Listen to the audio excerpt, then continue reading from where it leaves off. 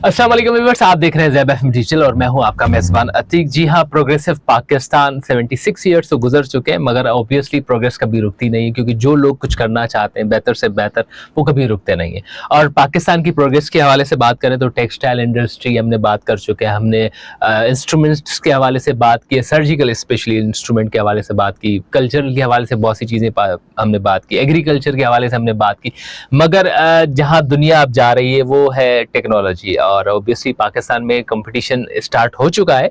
बहुत सारे वालिदैन भी अब देख रहे हैं कि भाई पहले होता था कि भाई डॉक्टर इंजीनियर इस तरह की कुछ चीज़ें होती थी, मगर अब जो है वो आ रहा है कि भाई सॉफ्टवेयर इंजीनियर बनेगा या एआई बेस्ड काम करेगा या मैकेनिकल इंस्ट्रूमेंट्स, बहुत सी चीज़ें हैं। मैं अब क्या क्या आपको गिनवाऊँ, मगर कुछ चीज़ें ऐसी हैं जो इनसे भी मेरे हिसाब से बालातर है, क्योंकि उनका जो फाइनल जो प्रोडक्ट जो आप अपनी ज़िंदगी में इस्तेमाल करते हैं और उसका इम्पैक्ट बड़ा खतरनाक है। आपने लफ्ज़ सुना होगा रोबोटिक्स। रोबोटिक्स के अंदर देखें आज वो मामला हो चुका है कि इंसान कहीं ना कहीं ये चीज़ सोचने पे बड़ा ही मजबूर हो चुका है कि भाई अगर तुम्हें अब compete करना है तो उस लेवल की एजुकेशन को अडॉप्ट करना पड़ेगा, और इसी लेवल की जो टेक्नोलॉजी है उसको पाकिस्तान के अंदर इंपोर्ट करना पड़ेगा, एंड देन अगेन जो आने वाली नस्लें हैं उन तक शेयर करना पड़ेगा।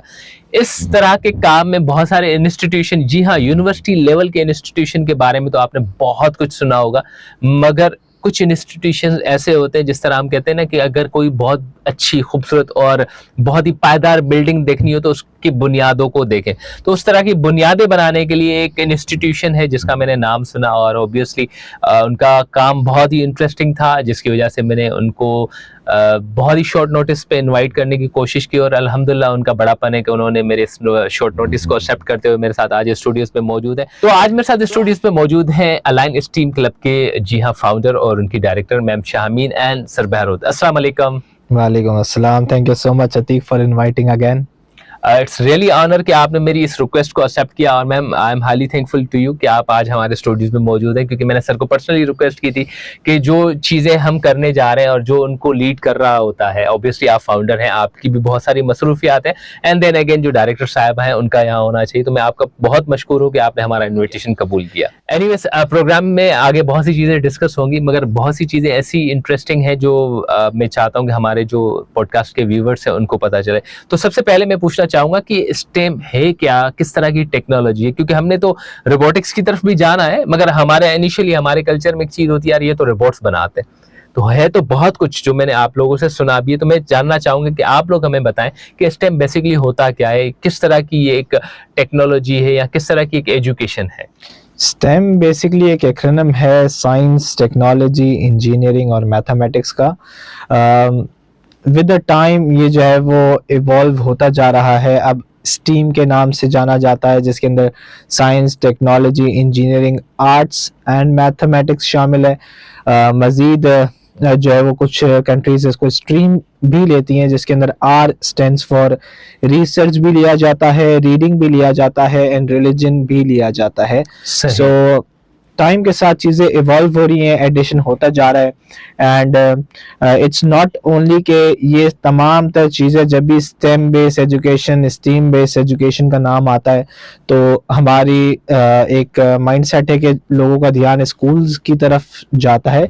It's not only about schools, but जो हमारी अपनी जो डिग्रीज हैं, जो इंजीनियरिंग की डिग्रीज हैं, जो कंप्यूटर साइंसेस की डिग्रीज हैं, ये these all degrees are STEM based. हम कहते हैं हम स्टेम बेस्ड डिग्रीज होल्ड करते हैं। दैट मीन्स कि हमने ये सारे एस्पेक्ट्स जो साइंस, टेक्नोलॉजी, इंजीनियरिंग, मैथमेटिक्स, ये पूरे एस्पेक्ट को हमने पढ़ा है, and that means that is a stem based degree. So if I am a engineer, mechatronics engineer, so I hold a stem based degree. सही, मतलब कहीं ना कहीं ये सारी बुनियादों पे ही मुनस्सर है मामला।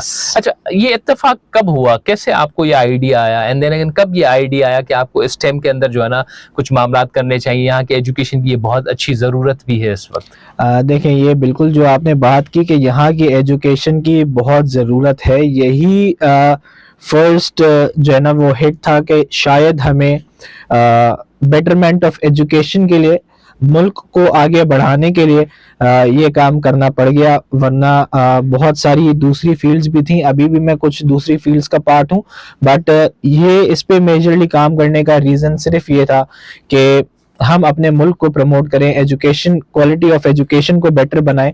क्योंकि जब फर्स्ट टाइम मेरे सामने एक रोबोट आया था, जी जी। तो I was so called to be 2 साल बाद इंजीनियर। तो उस रोबोट को भी ऑपरेट करने के लिए हमें यूट्यूब करना पड़ा। मैंने आपसे ये पिछले पॉडकास्ट में भी ये डिस्कस किया था, यूट्यूब करना पड़ा। जब हमने यूट्यूब किया तो हमको पता चला कि भाई ये बच्चे हैं जो 7-8 साल के, उनके हाथ में ये रोबोट्स जो है वो मौजूद है और वो बड़े मजे से उसको ऑपरेट कर रहे हैं।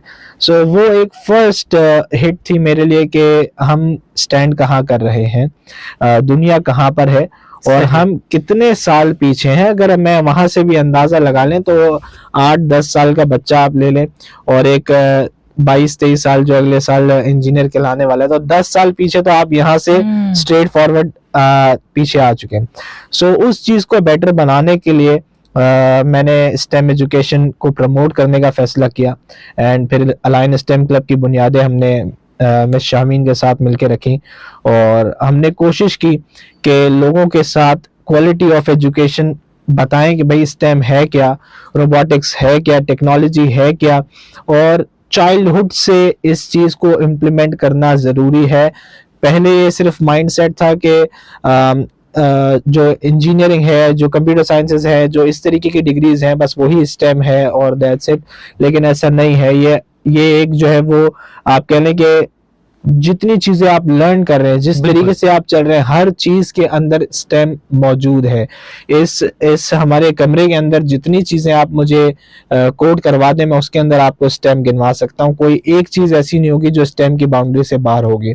मिसाल के तौर पे इस माइक की अगर एग्जांपल ले लें तो इस माइक के अंदर आप देखें कि ये स्क्वायर शेप है, ठीक है। स्क्वायर के कुछ एंगल्स हैं, कुछ डायमेंशन है, ये प्रिसिशन से बनी हुई है। इसके अंदर मेजरमेंट्स शामिल है, मैथमेटिक्स पूरी शामिल है। ये जो हमारे पास रॉड है ये किसी एंगल पे बैंड हुई हुई है, वो एंगल सेट किया गया है। सो ये पूरा मैथमेटिकल कैलकुलेशन है जो एक इस पॉडकास्ट को खूबसूरत बनाने के लिए किया गया है। उसके बाद अगर आप इसकी मेकिंग की बात करें तो जिस मशीन के अंदर ये मैन्युफैक्चरिंग हुई है उसका एक पूरा प्रोसेस है, वहां टेक्नोलॉजी इन्वॉल्व्ड है, ठीक है। तो टेक्नोलॉजी इसको बनाने के लिए जो केमिकल मिक्स किए गए हैं वहां पर आपके पास केमिस्ट्री आ जाएगी, साइंस आ जाएगी, यानी आप कोई भी एलिमेंट को कोड कर लें, स्टेम की बाउंड्री से बाहर नहीं है वो। सो पॉइंट इज के इस चीज को हाईलाइट करने की बहुत ज्यादा नीड थी और पाकिस्तान को ऊपर लाना एक जो है वो माइंडसेट था कि हमारे पास भी इस तरीके की चीजें आए। रास्ता बिल्कुल भी आसान नहीं था, बहुत डिफिकल्ट पाथ था, बट अल्हम्दुलिल्लाह वी आर ट्राइंग एंड हमने अल्हम्दुलिल्लाह इंटरनेशनली पाकिस्तान की इमेज को एजुकेशन वाइज बेटर बनाने के लिए काफी काम किया। अल्हम्दुलिल्लाह। ऑब्वियसली जब आपके इरादे नेक हो तो ऑब्वियसली आपको मतलब खुदा की तरफ से भी मदद मिल जाती है। एंड देन अगेन ये तो बहुत ही अच्छी चीज है। एंड देन अगेन जिस तरह आपसे बात हो रही तो मुझे जहन में एक ही चीज आ रही थी कि इस टाइम बेसिकली हमारे रूट्स बन चुके हैं। हम किसी भी चीज में इवन हम कोई भी चीज अपने लिए एक्वायर करते हैं, इवन बच्चे की हम किताबें भी लेने जाते हैं तो जो पेपर वो कटिंग वटिंग होती है कहीं ना कहीं वो डायमेंशन सब चीजें कहीं ना कहीं कैलकुलेटेड है। तो यानी कि STEM basically it's a roots. अच्छा, हमारे यहाँ पाकिस्तान के अंदर एजुकेशन का अभी भी बहुत बड़ा फुकदान है, लिटरेसी रेट आप सब लोग जानते भी हैं। देन अगेन इसमें इम्प्रूवमेंट आ रही है with the passage of time, मगर हर चीज को इम्प्रूव करने के लिए उसकी रिसोर्सेज का बड़ा एक इशू रहा है पाकिस्तान के अंदर। जब हम बात करते हैं एजुकेशन की, मुझे याद है कि जो हम पीले स्कूल के पढ़ने वाले बच्चे होते हैं अक्सर वो जो है 6th क्लास से तो हम माजरत के साथ इंग्लिश सीखना शुरू करते हैं, बहुत सारे मसले मसाइल अलग होते हैं। देन अगेन हम यूनिवर्सिटीज़ में जब आते हैं, इंजीनियरिंग यूनिवर्सिटी से आप माशाल्लाह मैकेट्रॉनिक्स इंजीनियर हैं तो आपने भी शायद स्टेम के हवाले से यूनिवर्सिटी में भी आके पढ़ा होगा, मतलब आपने भी तकरीबन एक तवील लाइफ जो है ऐसे ही गुजार दी। देन अगेन आपने एक एहसास आपको आया कि भाई अब जो है ना मामला चेंज है, हमारी न्यू जनरेशन को बचपन से ही स्टेम देना चाहिए, कुछ इस तरह का ही है।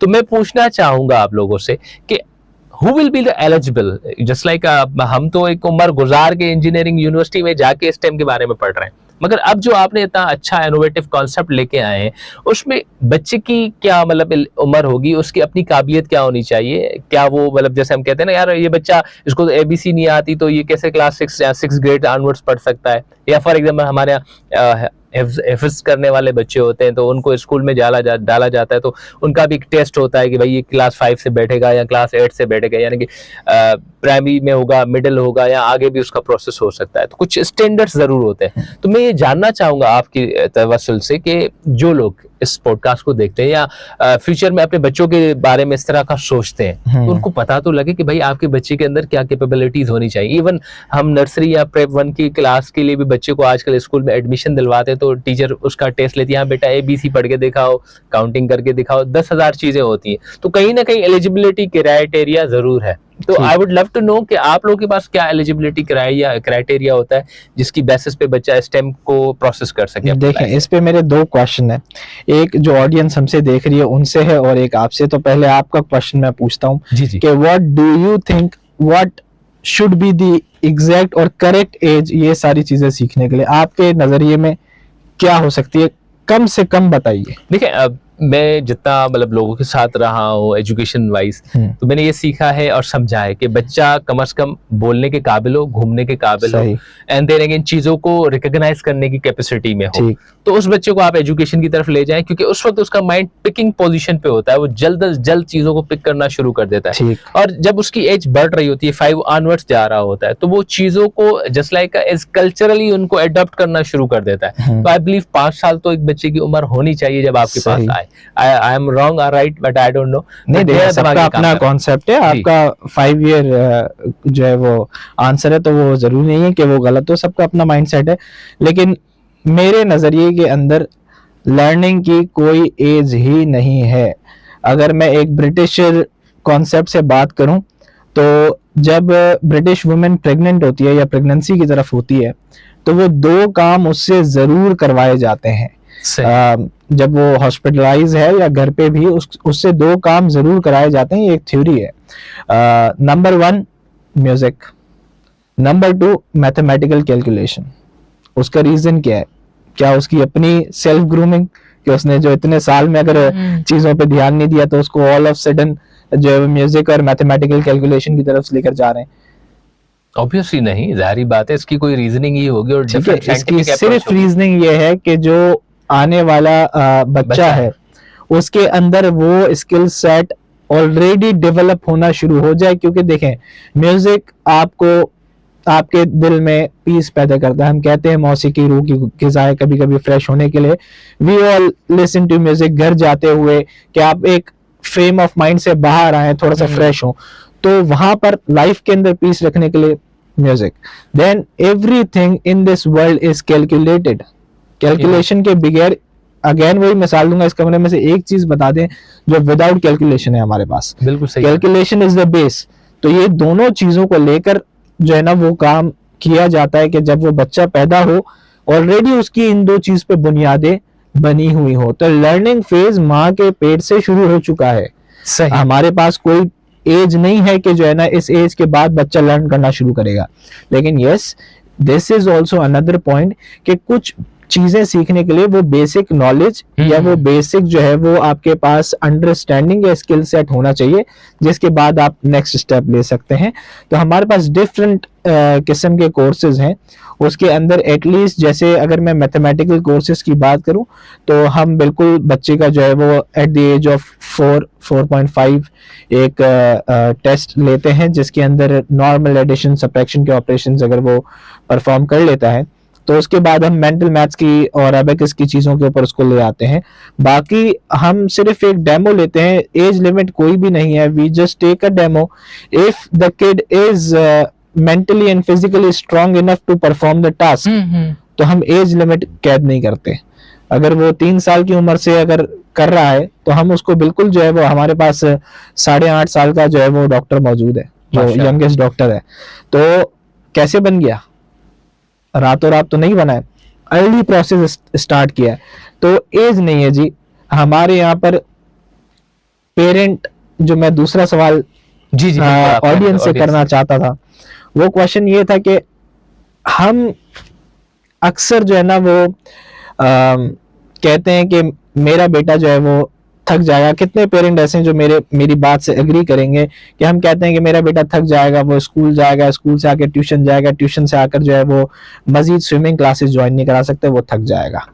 या हम कोई दूसरी स्किल सेट की तरफ उसको नहीं भेजना चाहते क्योंकि बस वो नहीं कर पाएगा। बहुत सारे पेरेंट ऐसे हैं जो खुद डिसीजन लेते हैं कि नहीं कर पाएगा।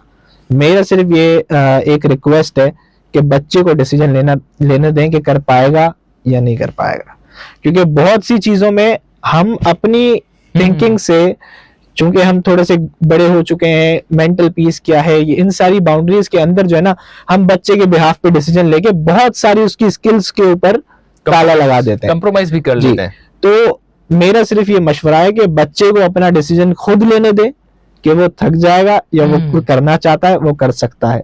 आप सिर्फ पाथ डिफाइन करें, सिलेक्शन उसे करने दें। बिल्कुल सही कह रहे हैं मैम। मैं आपसे भी पूछना चाहूँगा, बहुत सी चीज़ें हैं, मैं सर से डिस्कस कर ही रहा था। जब हम बात करते हैं कि भाई स्टेम के अंदर बहुत सी चीज़ें, जैसे एलिजिबिलिटी क्राइटेरिया के ऊपर भी हमने बात की, मेन चीज़ अब एक समझ में आ रही है कि इसके अंदर जैसे सर ने कहा कि इनिशियली मैथ टेस्ट भी होता है उसका कुछ, एंड अबाकस भी होता है, बहुत सी और भी चीज़ें करवाते होंगे आप। क्या क्या कोर्सेज एग्जैक्टली होते हैं जो बच्चा आके स्टेम में लर्न कर सकता है? अच्छा, यहाँ पे हमारे पास डिफरेंट कोर्सेज होते हैं related to mathematics, technology and engineering. That is हमारे पास कोडिंग कोर्सेज हैं, रोबोटिक्स के कोर्सेज हैं डिफरेंट। वो फ्रॉम द बिल्कुल यंग एज से हम स्टार्ट करते हैं और यूनिवर्सिटी के लेवल तक के हमारे पास उसके करिकुलम डेवलप हैं।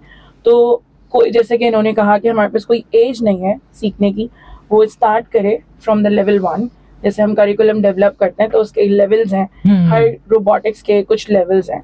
जैसे हम अबैकस मेंटल मैथ्स की बात करें तो उसके 9 लेवल्स हैं। तो वो फर्स्ट लेवल से स्टार्ट करे रिगार्डलेस ऑफ द एज। अगर वो बच्चा 5 साल का है, चाहे वो बच्चा 16 साल का है, तो वो स्टार्ट कर सकता है फ्रॉम लेवल 1 और वो अपने पेस के ऊपर स्टार्ट करेगा। जैसे जैसे वो सीखता जाता है वो आगे बढ़ता जाता है, इस तरीके से होता है।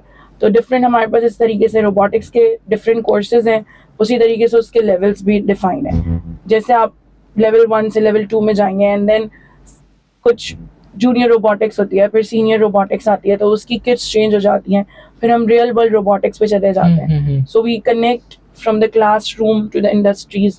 वो किस तरीके से कर रहे हैं स्टूडेंट्स क्लासरूम में, उसकी रियल वर्ल्ड एग्जांपल्स क्या हैं, उसको किस तरीके से कनेक्ट करना है, तो वो from junior level to the senior level वो सीख रहे होते हैं। अच्छा, ऑब्वियसली जैसे पेरेंट्स हैं, मैं भी पेरेंट हूँ अल्हम्दुलिल्लाह, तो मेरे माइंडसेट में अभी एक चीज़ आ रही है कि मैं माशाल्लाह मेरा जो बेटा है वो भी 4 साल का है। कहीं ना कहीं ये टिकलिंग चल रही है कि भाई अगर उसके बारे में सोचा जाए तो क्या करना चाहिए उसके लिए। मोहम्मद कुमेल को अगर मैं फॉर एग्जाम्पल स्टेम में इंट्रोड्यूस आपके साथ करवाना चाहूँ तो उसके लिए क्या, कौन सा कोर्स आप रेफर करेंगे? And then again he is a very naughty, मतलब मैं कहता हूँ कि घर में जो है ना, आप उसको इस रूम में बंद कर दें तो आपको हर 30 सेकंड क्या हर 10 सेकंड के बाद वो दूसरे कॉर्नर में ही नजर आ रहा होगा। तो लर्निंग उसकी बहुत अच्छी है। फॉर एग्जांपल अगर उसको स्कूल में भी दाखिल करवाएं तो मुझे ये आइडिया है कि आराम से प्रेप 1 का टेस्ट क्लियर कर जाएगा, मतलब उसकी काउंटिंग वगैरह ये सब कुछ अच्छा है। अगर इस तरह का कोई एनर्जेटिक बच्चा हो, वाइब्रेंट बच्चा हो, तो उसको आप क्या रेफर करेंगे कि वो किस लेवल से और किस कोर्स में इसको आप जस्ट लाइक समझते हैं कि एलिजिबल है, उसमें हमें उसको डालना चाहिए? अच्छा, जिस तरीके से आपने डिफाइन किया अपने बच्चे की नेचर को, एक्चुअली इस तरह के बच्चों को हम काइनेस्थेटिक चाइल्ड कहते हैं। और इस तरह के जो बच्चे होते हैं इनको आपको एवरी मिनट कुछ डिफरेंट एक्टिविटी करवानी होती है।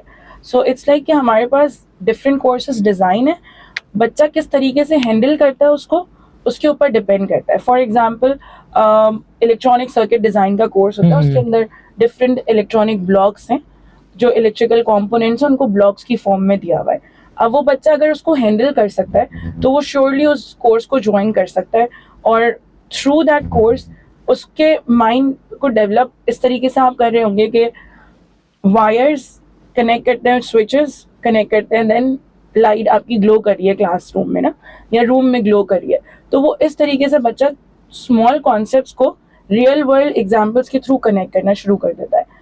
इसी तरीके से डिफरेंट लेगो रोबोटिक्स के भी कोर्सेज होते हैं, बट दैट डिपेंड्स कि if a child can handle that Legos तो हम उसको उसमें भी एनरोल करवा सकते हैं। एंड वही चीज़ है कि small robots they will build, और उसके बाद वो उसको किस तरीके से रियल वर्ल्ड में देखते हैं। छोटा रोबोट उन्होंने बनाया, लेकिन वो किस तरीके से रियल वर्ल्ड में उसका बड़ा वर्जन एग्जिस्ट करता है, वो उससे कनेक्ट करते हैं फिर उसको। अच्छा, ये जो हैंडलिंग की जो ये बात कर रही हैं, ये बेसिकली आपकी मोटरी स्किल्स कहलाती हैं। Okay. मिसाल के तौर पे अगर मैं कोई दरवाज़ा खोलना चाहता हूँ उसका नॉब पकड़ के, तो आपको मुझे एक नॉर्मली पता है कि दरवाजे का नॉब घुमाने के लिए कितनी फोर्स लगानी है, कितना जान बिल्कुल, से इसको energy। पकड़ने की नीड है। बहुत ज्यादा तेजी से पकड़ के करने की जरूरत नहीं है। बिल्कुल ठीक है, सो ये मोटरी स्किल्स होती हैं जो विद द टाइम डेवलप होती हैं, किस चीज पे कितनी फोर्स लगानी है, कितना सॉफ्टली पकड़ना है। सो जो हैंडलिंग की बात है वो कितना प्रॉपर उसकी मोटरी स्किल्स मौजूद है, कितनी एज वाइज कितनी जल्दी उसकी डेवलप हो गई है। अगर मोटरी स्किल्स थोड़ी बहुत भी मौजूद है ना, तो बच्चा जो है वो बहुत अच्छी प्रोग्रेशन के साथ हमारे साथ चल सकता है। एंड कंटेंट ऑब्वियसली उसे नहीं पता, नॉलेज कम है, वो सब प्रोवाइड करने के लिए उसके टीचर्स मौजूद हैं। अल्हम्दुलिल्लाह जितने टीचर्स हमारे पास हमारी टीम का हिस्सा है, they are all STEM.org certified internationally. तो सारे इंटरनेशनल ट्रेन हमारे पास टीचर्स मौजूद हैं। और even we also have child psychologist as well. So अगर हमें कहीं पर किसी चाइल्ड के अंदर कोई प्रॉब्लम नज़र आता है या बिहेवियरल इशू कुछ नज़र आता है, तो हम वो साइकोलॉजिस्ट से भी जो है वो उसकी बात करवाते हैं, वो उसको ऑब्जर्व करते हैं, बिफोर एनरोलमेंट ऑब्जर्व करते हैं। उसके बाद जब एक अच्छा खासा टेन्योर वो हमारे साथ गुजार लेता है, कुछ कोर्सेज कर लेता है, तो इसके बाद दोबारा से उसका इंटरव्यू करवाया जाता है कि कितनी बेटरमेंट आई है और कितनी प्रोग्रेस रही है। So we also observe the psychology, और अगर वहाँ कोई प्रॉब्लम आता है या कोई अलार्मिंग स्टेट है तो हम वो पेरेंट को बताते भी हैं। अच्छा, बहुत सी चीजें डिस्कशन में आनी हैं अभी भी अल्हम्दुलिल्लाह, मगर टाइम को देखते हुए मैं चाह रहा हूँ कि कुछ क्रक्सफुल चीजें आपसे डिस्कस की जाए। जैसे अभी आपने STEM.org की बात की, जी तो मैंने ये सुना है कि माशाल्लाह आप you guys are the pioneer, कि आपने डिफरेंट जो इससे रिलेटेड जस्ट लाइक STEM.org और दूसरी क्रेडेंशियल्स भी आपके पास जी है। तो मैं जानना चाहूंगा कि आपके माशाल्लाह टीचर्स भी क्वालिफाइड है, सब कुछ है, ये जी। प्रोसेस किस तरह इवॉल्व हुआ? देखें, ऑब्वियसली इंटरनेशनल आपको रिकग्नाइज करने के लिए आपको क्वालिटी, हर चीज़ के अंदर क्वालिटी मेंटेन करना बहुत ज़रूरी है। सो हमारी जो कंपनी है वो STEM.org से एक्रीडेटेड है। इसका मतलब ये है कि तमाम तर उनकी जो स्टैंडर्ड्स आप इंटरनेशनली एक इंस्टीट्यूट के अंदर डिलीवर कर रहे हैं पाकिस्तान से बाहर बैठ के, जिसके अंदर मेजर जो पायनियर हैं हमारे पास USA और ऑस्ट्रेलियन STEM पायनियर हैं, तो वो जो क्वालिटी डिलीवर कर रहे हैं उस पे दूसरी जो है वो स्टेम इंडस्ट्री या इंस्टीट्यूशन कहाँ स्टैंड करते हैं। तो उसका एक पूरा प्रोसेस है जिसके अंदर जो है वो उनका जितना भी करिकुलम है, जैसे हमारे पास इंजीनियरिंग क्लियर करने के लिए पूरा कंटेंट है, हमें पढ़ना है, पेपर देने हैं, रिसर्च पेपर लिखने हैं, इसी तरीके से इसका पूरा एक साइकिल था कि इनके कंटेंट को स्टडी करना है कि इनका किस तरीके से माहौल होना चाहिए, कैसे लेक्चर डिलीवर करने हैं। पूरे करिकुलम पढ़ने के बाद हमें रिसर्च पेपर देने पड़े, इसके बाद जो है वो हमें एग्ज़ाम्स देने पड़े। इसके बाद ये बताते हैं कि भाई आया आप हमारे स्टैंडर्ड पे मीट करते हैं या नहीं करते। तो अल्हम्दुलिल्लाह 96.4 आउट ऑफ 100 हमने स्कोर किया आफ्टर द एग्ज़ाम, और वी आर STEM.org एक्रीडेटेड। और अगर कोई बच्चा हमसे पढ़ता है बिल्कुल, so he gets the international certification, and along with that वो कहीं पर भी जाकर क्लेम कर सकता है कि we are STEM.org certified, not only align STEM club certified. तो उन्होंने ट्रस्ट, मतलब जो हमने अपने स्किल सेट और जो टीचर्स शो किए उसकी बेसिस पे they give us that opportunity कि हम STEM.org का नाम यूज करके उनकी सर्टिफिकेशन लेकर हम बच्चे सर्टिफाइड कर सकें। सही। और इसी का एक वाज़े मिसाल भी है, जैसे आपने अभी रिसेंटली वर्ल्ड रोबोटिक ओलंपियाड में भी आपने पार्टिसिपेट किया डेनमार्क के अंदर। जब आपसे मेरा पॉडकास्ट हो रहा था और उन्हीं दिनों में शायद आपकी फ्लाइट थी, कैसा रहा वो आपका एक्सपीरियंस और किस तरह की अचीवमेंट रही? It was amazing experience. मैं वैसे ही जो प्रोजेक्ट जो बच्चे लेकर गए थे ना वो मेरे दिल के करीब, बहुत दिल के करीब था, और जब मैं आपसे उसके बारे में डिस्कशन करूंगा तो बहुत से लोग उसको रिलेट कर पाएंगे। उसके ऊपर बाद में आते हैं, बच्चों की परफॉर्मेंस की बात करते हैं। अल्हम्दुलिल्लाह दे सिक्योर्ड 6th पोजीशन माशाल्लाह, और पाकिस्तान के लिए सिल्वर मेडल लेकर आए जी हमारे बच्चे। वाह वाह, जबरदस्त। और जैसे मैंने आपको भी बात की कि हम कुछ स्टैंडर्ड्स के ऊपर दुनिया जिस स्टैंडर्ड्स पे काम कर रही है वो स्टैंडर्ड डिलीवर कर रहे हैं, तो वो हमारी परफॉर्मेंस में भी नजर आता है। हमारे इवैल्यूएशन तो यही है कि हमारे बच्चे कहाँ स्टैंड करते हैं। और आपका पनामा भी थोड़ा हमने लीक सुना था, आप शायद पनामा में मेरा गए थे। पनामा लीग नहीं है, हम पनामा में कंपटीशन में गए थे, पनामा लीग किसी और बिल्कुल। में है जी। वो पनामा के अंदर जो आपका रहा वर्ल्ड ओलंपियाड, वो जी, भी जी, इसी जी। साल हुआ, जी, उसका आप हमें बताएं, क्योंकि वो तो मेरे ख्याल से अभी रिसेंट अभी जी अभी हम लास्ट वीक हमारी फ्लाइट यहाँ पाकिस्तान में लैंड हुई है। सो उसके अंदर हम अपने बच्चे लेकर गए थे। That was the biggest event. 20,000 teams participate की थी Wow. वहाँ पर। 90 कंट्रीज मौजूद थे उसके अंदर, जिसके अंदर अल्हम्दुलिल्लाह हमारे बच्चे 36 पोजीशन पे आए हैं, ब्रॉन्ज मेडल हासिल किया है। जबरदस्त। और वहाँ पर हमारे आईटी मिनिस्टर, हाँ, एक तस्वीर में भी मैंने देखा था, जी, आपकी जी, तस्वीर जी, जी, थी, जी। आई थिंक जो हमारे आईटी उमर सैफ साहब के जी, साथ। सो वो खुद वहाँ पर विटनेस करने इस इवेंट को मौजूद थे और it was a great experience. इतने सारे लोगों के साथ काम करना, 90 कंट्रीज के साथ जो है वो काम करना, एंड अल्हम्दुलिल्लाह I had the opportunity to जज फ्यूचर। अमेजिंग चीज तो मुझे ये लग रही है, एक साल के अंदर बच्चे 2 कंट्रीज में जा रहे हैं, जी, जी, इंटरनेशनली जी, रिप्रेजेंट जी, कर रहे हैं जी, एक ही जी, साल के अंदर। जी। अल्हम्दुलिल्लाह, अल्लाह करे और भी इस तरह के मौके आप उनको दें। एनीवेज, बिल्कुल। बहुत सी चीजें अभी भी जहन में आ रही हैं मेरे, मैं जो आपसे डिस्कस भी करना चाहूंगा कि जो मतलब इंटरनेशनल इवेंट्स में बच्चे जाते हैं, उनकी प्रिपरेशंस आप कैसे करवाते हैं? अच्छा, प्रिपरेशन देखिए होता क्या है कि डिफरेंट कैटेगरीज होती हैं, उस हवाले से बच्चे को ट्रेन करना होता है। जो डेनमार्क वाले बच्चे थे जिन्होंने 6th पोजीशन हासिल की, ऐसा नहीं है कि वो एक हफ्ता पहले ट्रेन किया, 2 हफ्ता पहले ट्रेन किया और जो है वो अचीवमेंट मिल गई। ये पूरे 1 साल का प्रोसेस है जिसके अंदर रिसर्च भी शामिल है, जिसके अंदर जो है वो कंस्ट्रक्शन भी शामिल है, जिसके अंदर प्रोग्रामिंग भी शामिल है, जिसके अंदर इन्वेस्टमेंट भी शामिल है, हर तरीके की टाइम इन्वेस्टमेंट, मनी इन्वेस्टमेंट और उनकी नॉलेज इन्वेस्टमेंट, हर चीज शामिल है। तो मतलब अगर एक बच्चा इस प्रोसेस से गुजरता है ना, तो एकेडमिक्स में वो जो सीख रहा है वो सब इम्प्लीमेंट करने का टाइम आ जाता है।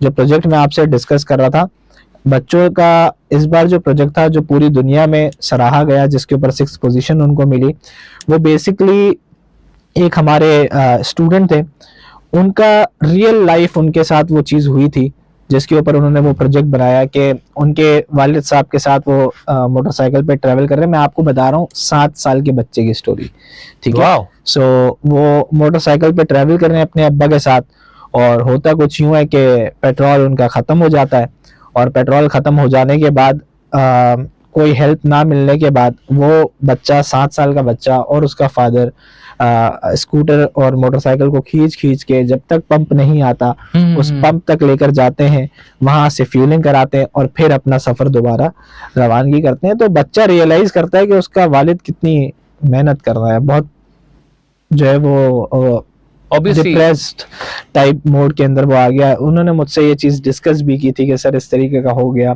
तो हम तो पॉजिटिविटी की तरफ जाते हैं, हम बताते हैं कि जो है वो this is all, life is all about, कभी भी आपको कोई भी सर्कमस्टांसेस का सामना करना पड़ सकता है और आपको हार नहीं माननी, जैसे आपके फादर ने नहीं मानी। तो ये डिस्कशन चल रहा था। बिल्कुल। बच्चा आकर एक आइडिया जो है वो पेपर पे बनाकर हमारे पास ले आया कि मेरे पास एक आइडिया है। डिस्कशन हुआ तो जी जनाब कहते हैं कि सर अगर रोड के कोने पे कन्वेयर बेल्ट लगा दी जाए। अच्छा, कन्वेयर बेल्ट में बता देता हूँ कि क्या होता है। जो हमारे ट्रेडमिल के ऊपर बेल्ट चलता है, आप उसको कह सकते हैं। एयरपोर्ट पे ट्रॉली, जो हमारे पास बैग्स की ट्रॉली जो लेकर आ रही है, उस सब को हम बेल्ट बोलते हैं। इसका मतलब उसका काम क्या है कि कोई चीज उसके ऊपर स्टिल पड़ी हुई है और बेल्ट चल रहा है, वो उसको आगे लेकर जा रहा है।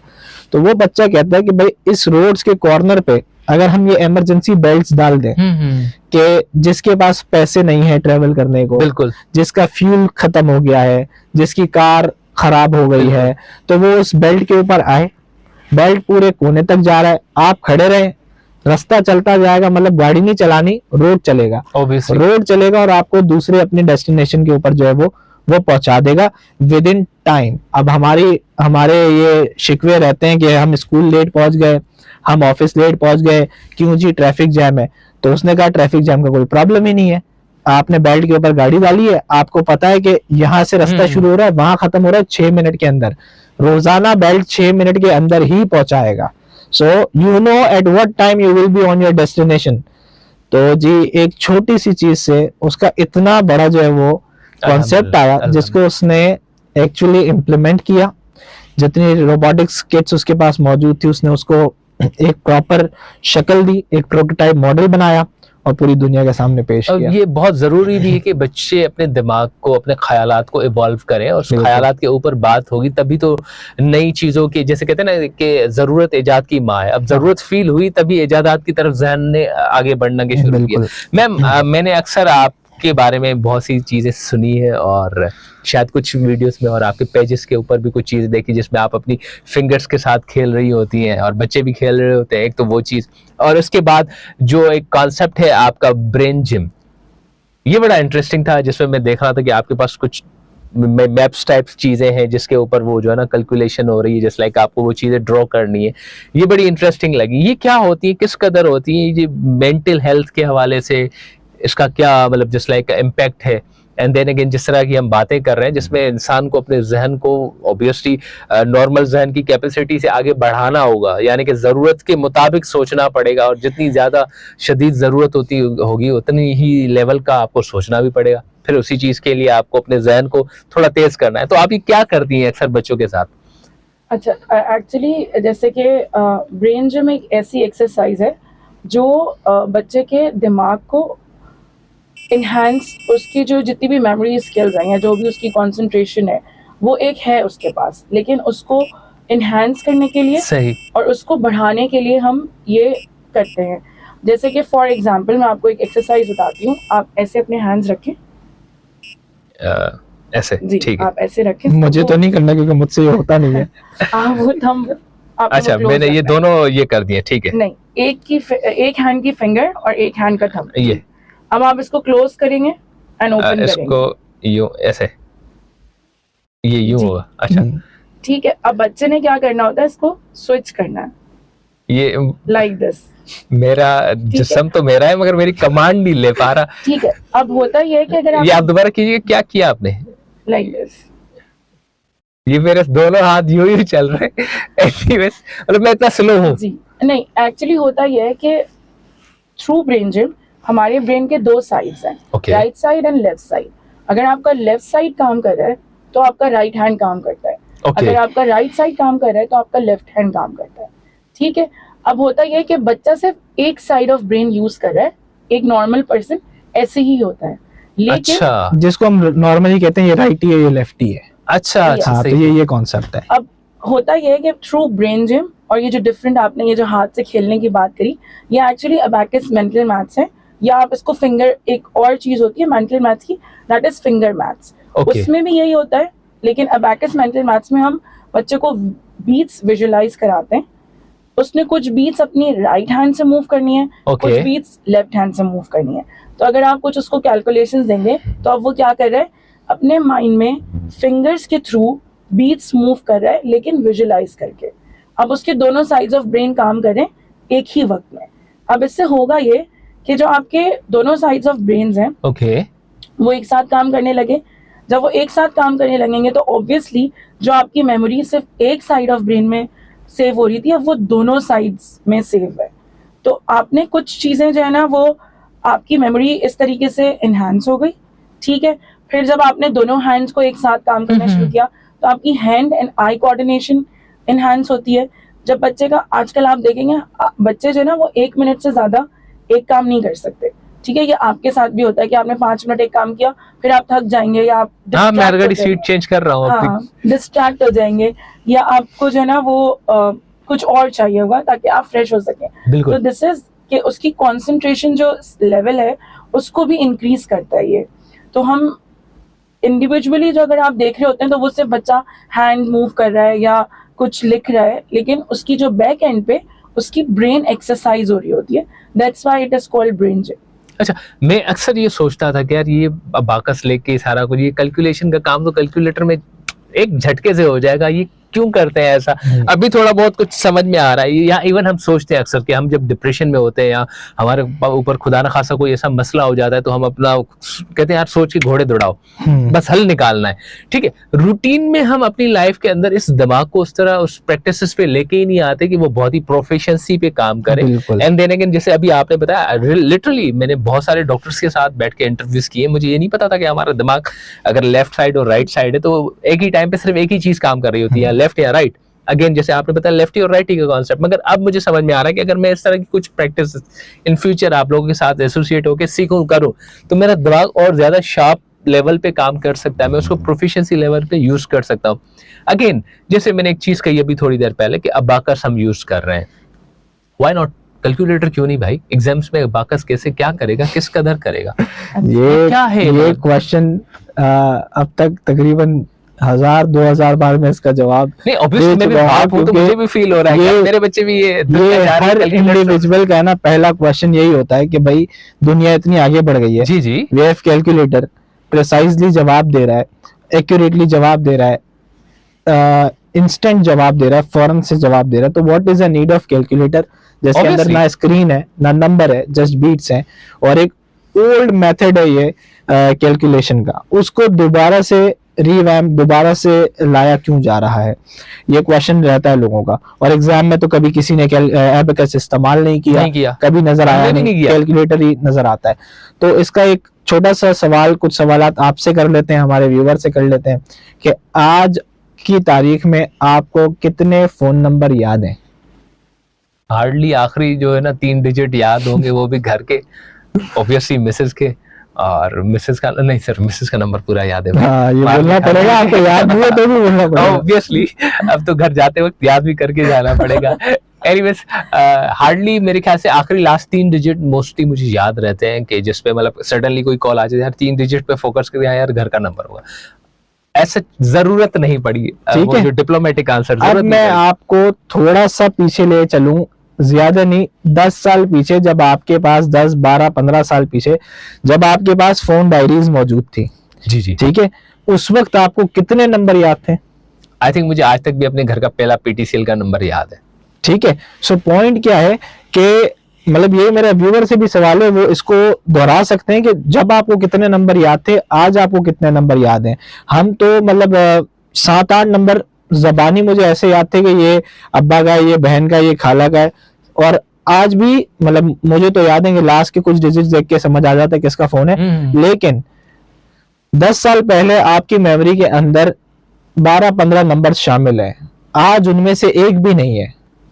क्या हुआ है ऐसे 10 साल में आपके दिमाग के साथ कि आप चीजें ही भूल गए? दूसरा एक क्वेश्चन पूछ लेते हैं। अक्सर आप बाइक चलाते हैं, आप गाड़ी चलाते हैं, हम जब भी रोड पे ट्रेवल कर रहे होते हैं, अक्सर हमारे साथ ये प्रॉब्लम होता है कि ये वाली गली से राइट टर्न लेना है, और किसी ने हमें कुछ बातों में लगाया है, हमने गाना चेंज किया है, हमने फोन यूज किया है, और वो गली हमसे मिस हो गई, और आगे जाकर बोलते हैं यार यहाँ से जाना था। अक्सर लोग शारा फैसल पे हम जा रहे होते हैं ना, तो काटसार से लेफ्ट लेना होता है गुलशन की तरफ, तो लोग आगे बढ़ जाते हैं। ठीक है, हमारे साथ, मेरे साथ ये नॉर्मल है ना, लेकिन ये नॉर्मल नहीं है, इट्स नॉट नॉर्मल। ये आपका ब्रेन ड्रेन हो रहा है, इसको ब्रेन ड्रेन कहते हैं। ठीक है, कि आप अपने सोचने की सलाहियत कम करते जा रहे हैं, चूंकि आपके पास आसानियां इतनी मौजूद हैं। आज आपके पास मोबाइल के अंदर फोन डायरी है, तो आपने मोबाइल को जहमत देने की कोशिश ही नहीं, आपके ब्रेन को जहमत देने की कोशिश ही नहीं की कि वो 4 नंबर और याद कर ले। ठीक है, तो जब तक आप अपने ब्रेन के साथ लड़ेंगे नहीं, उसको याद करवाने की कोशिश नहीं करेंगे, वो ट्रेन नहीं होगा, वो ड्रेन होगा। इसीलिए हम जो है वो ब्रेन जिम, एबेकस, इस तरीके की एक्टिविटीज लाते हैं। लास्ट एक और क्वेश्चन पूछ लेते हैं हाउस होल्ड वुमेन से, कि जब फ्रिज का दरवाजा खोलती हैं तो ऐसा कितनी बार हुआ है कि क्या लेने आई थी, फिर आप किचन में जाते हैं तो याद आता है ये लेने आई थी, फिर आप जाके वो आइटम निकालते हैं। ये कितनी बार उनके साथ हो चुका है? शादीशुदा बंदे से ऐसे सवाल न करो। हाँ कोई बात नहीं, लेकिन मैं सिर्फ ये इम्पोर्टेंस ऑफ एबेकस, या मेरे साथ तो ये भी होता है कि लिस्ट मिलती है, उसमें फिर जब घर वापस आता हूँ ना, ये तो लाना था, इसके बगैर तो बन ही नहीं सकता। तो ये हम इसको बहुत नॉर्मल लेते हैं। ये बात नॉर्मल नहीं है, ये एक अलार्मिंग बिल्कुल सही सिचुएशन है कि वी आर यंग, इतनी यंग उम्र में हमें इतनी सी चीज याद नहीं रही जो थोड़ी देर पहले बताई गई है। सो हमारा टेक्नोलॉजी की वजह से ना हमारा ब्रेन ड्रेन हो रहा है, हमने उसके ऊपर एक्सरसाइज करना शुरू नहीं की। जैसे हम बॉडी बिल्डिंग करते हैं, कुछ चीजों के मतलब बॉडी बिल्डर का क्या विजन होता है कि वो अपने मसल्स बनाए, हैवी लिफ्टिंग करे, अपनी पावर जनरेट करे, अपनी बॉडी को ट्रांसफॉर्म करे। ठीक है, इसी तरीके से ब्रेन ट्रांसफॉर्मेशन के लिए देयर इज अ प्रोसेस। आपको ब्रेन एक्टिविटीज करनी है। आपने वो 3 इडियट में आपको अगर याद होगा जो उनका प्रिंसिपल होता है, जो दोनों हाथ से हाँ। लिखता है, हर काम दोनों हाथ से करता है, वो क्या है? दोनों दिमाग इस्तेमाल कर रहा था। ठीक है, मतलब अब ब्रेन समझ में आया। के दोनों साइड्स इस्तेमाल कर रहा है। और जब वो शख्स, कोई भी शख्स ये काम करता है ना, वो स्मार्ट होता है, वो हमसे ज्यादा शार्प होता है।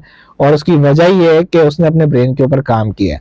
सो ये जो एबेकस है, बेसिकली आपने देखा होगा एग्जाम के अंदर बच्चे एबेकस सीखते हैं, वो एबेकस अपने साथ लेकर नहीं जाते टूल, उनके विजुअली उनके दिमाग के अंदर एबेकस मौजूद है।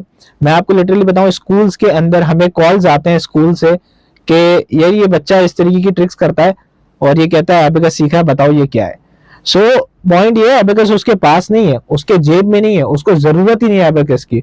उसको सिर्फ अपनी आंखें बंद करने की जरूरत है। आप सवाल दें, वो सवाल सॉल्व करेगा और आपके सामने रखेगा। अच्छा, बच्चे जब यूं करते हैं ना, बड़े क्यूट से दिखते हैं यार, यूं- एक एग्जाम्पल, आप कोई सा भी नंबर इनके सामने रखें, अभी ये आपको जवाब देंगी। मैं भाई सीधी सीधी बात है, मैं तो ये कहता हूँ जिनको मैथमेटिक्स आती है वो तो जिन्नात के कबीले के सरदार होते हैं। और मैंने तो माशाल्लाह मास्टर्स और एमफिल, आप शायद एनईडी यूनिवर्सिटी से जी, अपना जी। एमफिल भी करें मैथमेटिक्स से। जी। तो अब मैं कुछ नंबर्स आप चाह रही हैं कि मैं बताऊं? हाँ, मैं चाहता हूँ आप कुछ क्वेश्चन इनसे पूछें।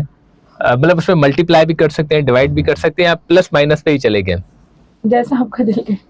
आप जैसे इजाजत देंगे। अच्छा, तो ये मैं- एबेकस लेवल 9 सर्टिफाइड है इंटरनेशनली, माशाल्लाह। जिसके अंदर all 4 operations of mathematics include होते हैं, एडिशन, सब्ट्रैक्शन, मल्टीप्लिकेशन, डिवीजन, और कितने भी डिजिट का। तो आप इनको कोई भी नंबर दे सकते हैं सही। और ये उसका जवाब आपको। मतलब हम पहले आपसे माजरत चाहते हैं कि अल्हम्दुलिल्लाह आप इतनी माशाल्लाह क्वालिफाइड हैं, फिर भी मैं इस शान में गुस्ताखी करने जा रहा हूँ। यस मैम, मैं अब चाहता हूँ कि मैं गुस्ताखी कर ही लूँ। तो समझे कि 1000 रुपये हैं मेरे पास, उसमें से 55 रुपये मैं माइनस कर रहा हूँ और 20 रुपये उसमें मल्टीप्लाई कर रहा हूँ और 5 रुपये जो है ना उसमें से डिवाइड कर रहा हूँ। अच्छा, एक तो ये आपने थोड़ा उल्टा क्वेश्चन किया, क्योंकि हम इसको डिमास की तरह चलते हैं, that division before then multiplication, addition and subtraction. तो अगर इस तरह की कोई क्वेश्चंस होते हैं तो पहले हम डिवीजन करते हैं, फिर मल्टीप्लिकेशन करते हैं, एडिशन करते हैं, सब्ट्रैक्शन। मतलब आई वुड सजेस्ट कि आप इस सीक्वेंस में क्वेश्चन पूछें। सही, आपने मुझे करेक्ट किया। मतलब मुझे सबसे पहले डिवाइड पे जाना है, फिर जी। मल्टीप्लाई पे जाना है, फिर मुझे प्लस पे जाना है, फिर मुझे माइनस पे जाना जी। है।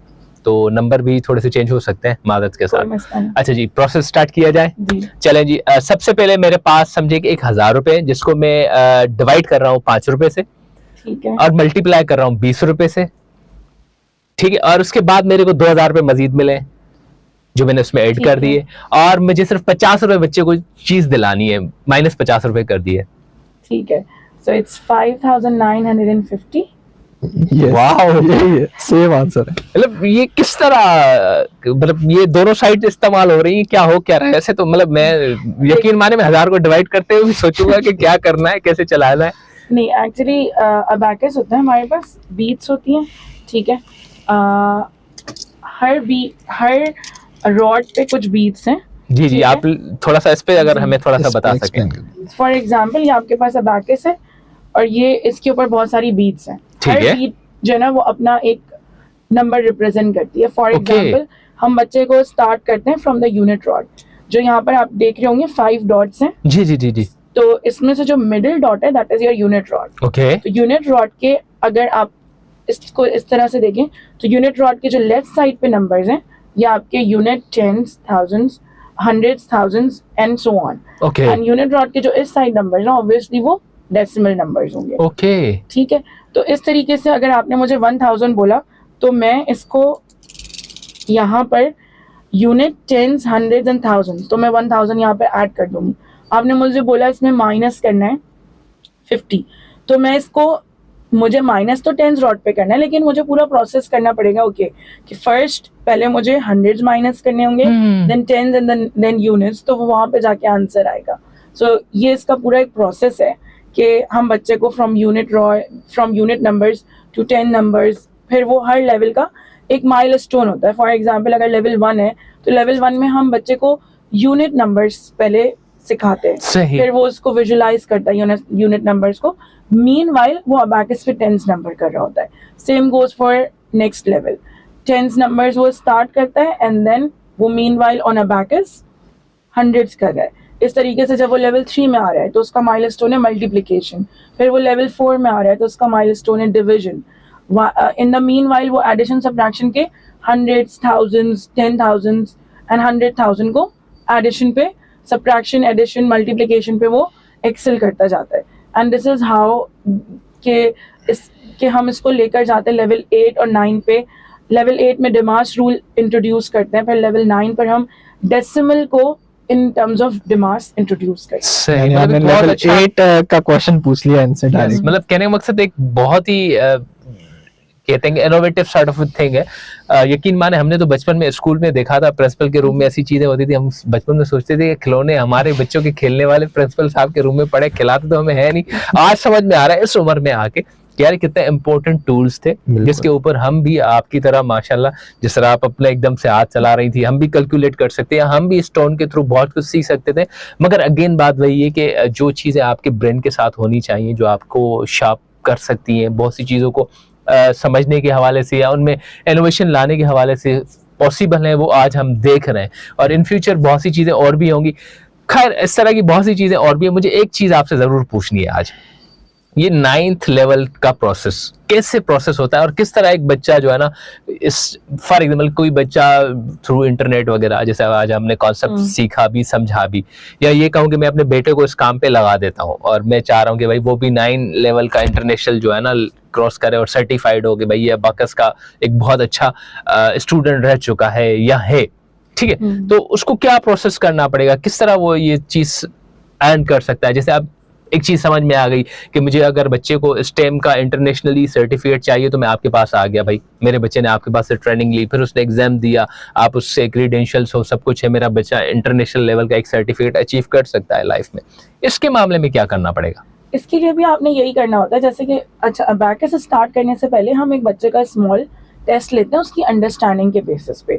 फॉर एग्जांपल कि उसको कितना काउंटिंग कहाँ तक आती है, ठीक है, क्या एडिशन और सब्ट्रैक्शन के कॉन्सेप्ट्स हैं या नहीं है, या वो कितना उसको आता है, ठीक है।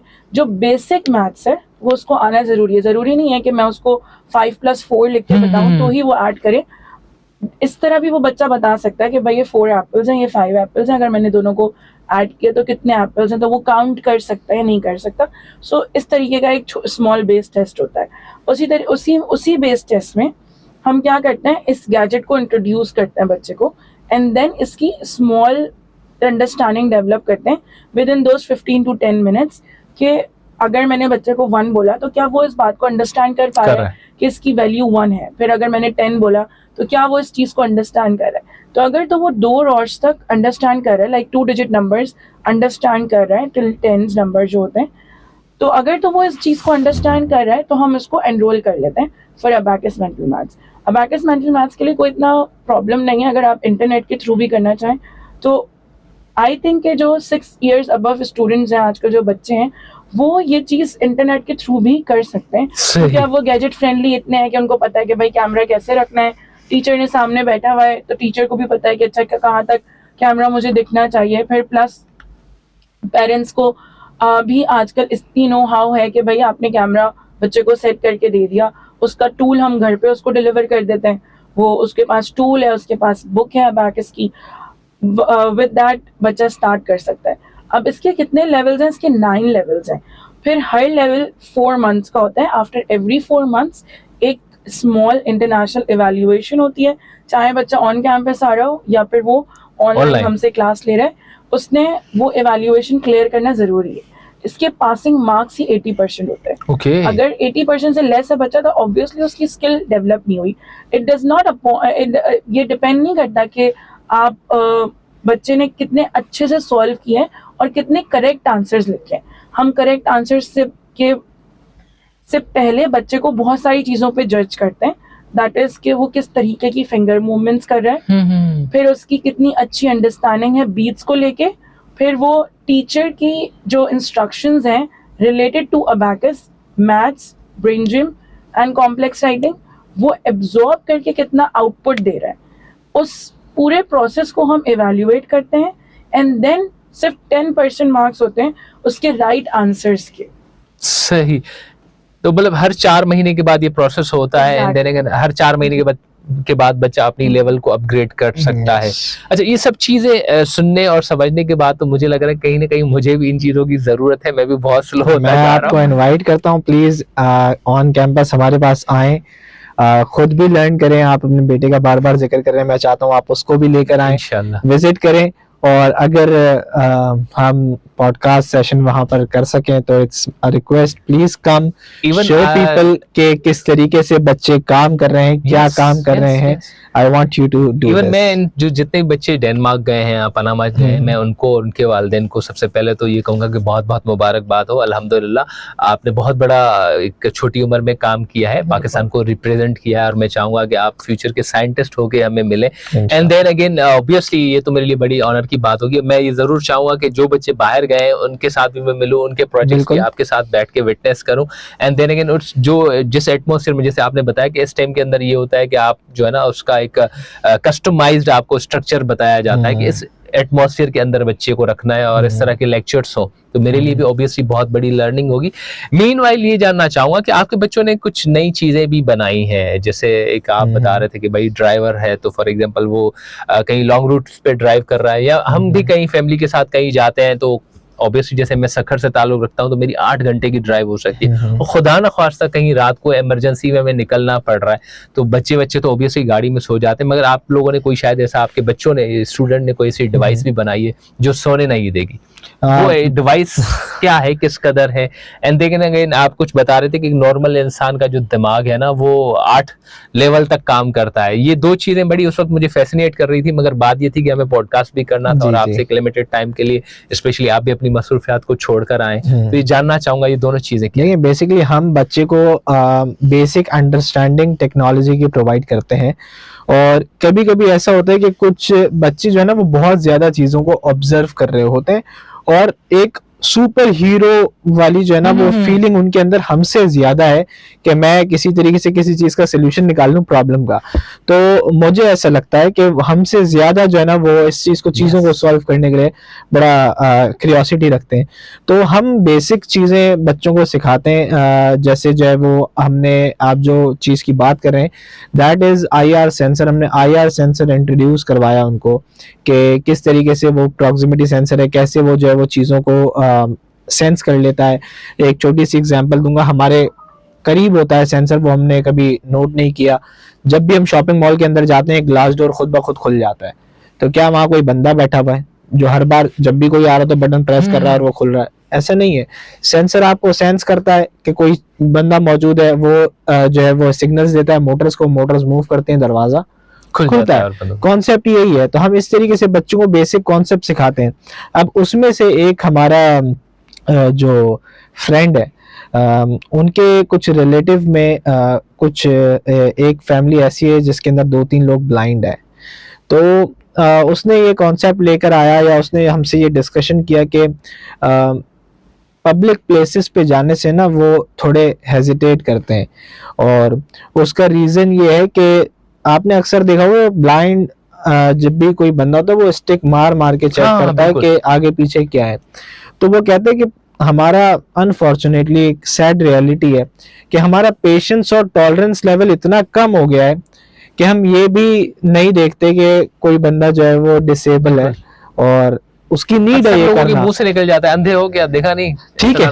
सो बिल्कुल आपकी बात सही है। अब वो जाहिर सी बात है जब किसी और की चीज को हिट करके देखते हैं तो वो एतराज करते हैं, वो नाराज होते हैं कि मेरी चीज डैमेज हो जाएगी, और आपने भी जो बताया कि भाई अंधे हो देख नहीं सकते, भाई लिटरली अंधा है, नहीं देख सकता, उसको हमारे सपोर्ट के सहारे की नीड है, जरूरत है। तो बहरहाल ये उसका एक आइडिया था, तो उसने कहा कि सर हम IR सेंसर लगाकर जो है ना कोई इनके लिए स्टिक को स्मार्ट नहीं कर दें कि टच करने की जरूरत ना पड़े, टच करने से पहले ऑब्स्टिकल डिटेक्ट कर ले और जो है वो किसी तरीके से बता दे यहाँ पर।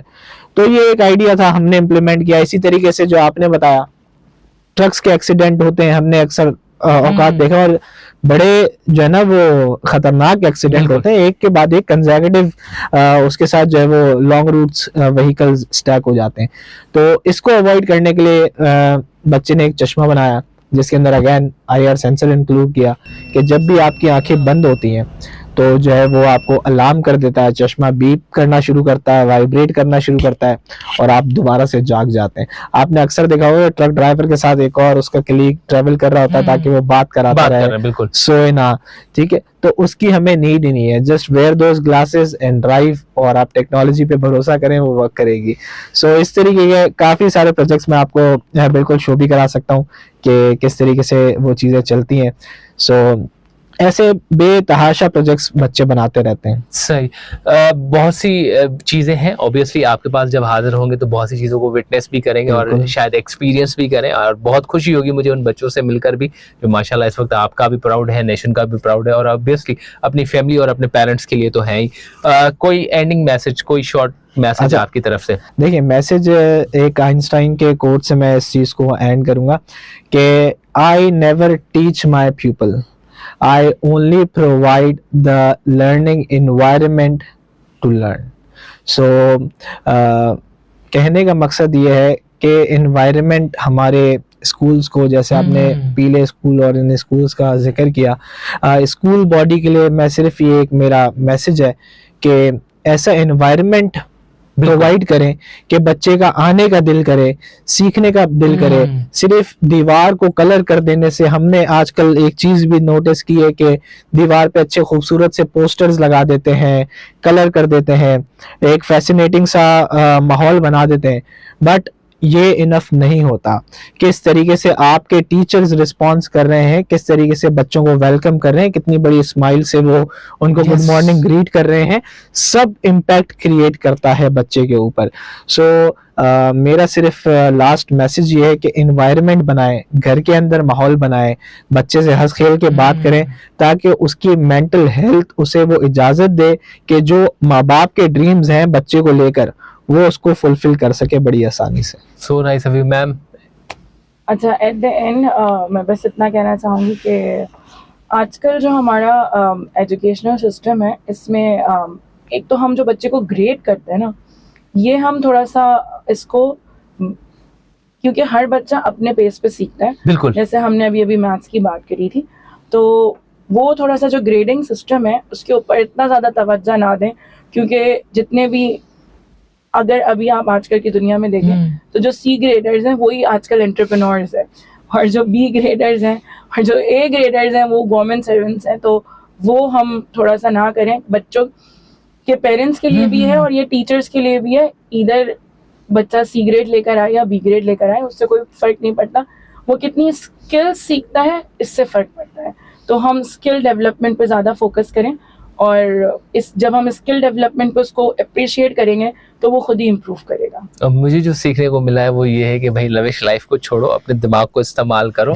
जितनी भी सहूलतें आप लेते हैं ना जिंदगी में, तो आपके दिमाग के ऊपर वो सहूलतें इस कदर मतलब जस्ट लाइक असरअंदाज हो जाती है कि आपको जो है ना कोई चीज करने की जरूरत ही नहीं पड़ती। और जब जरूरत की नहीं पड़ती तो फिर आप एक ही दिमाग के एक ही हिस्से के साथ सोचते हैं और ये तक नहीं कर पाते। एनीवेज व्यूअर्स, तो stay tuned, this is Zeb FM digital, और इंशाल्लाह और अगले प्रोग्राम में आपको फिर एक इनोवेटिव कॉन्सेप्ट के साथ अपने प्रोग्रेसिव पाकिस्तान के लोगों से जरूर मिलवाएंगे। Stay tuned.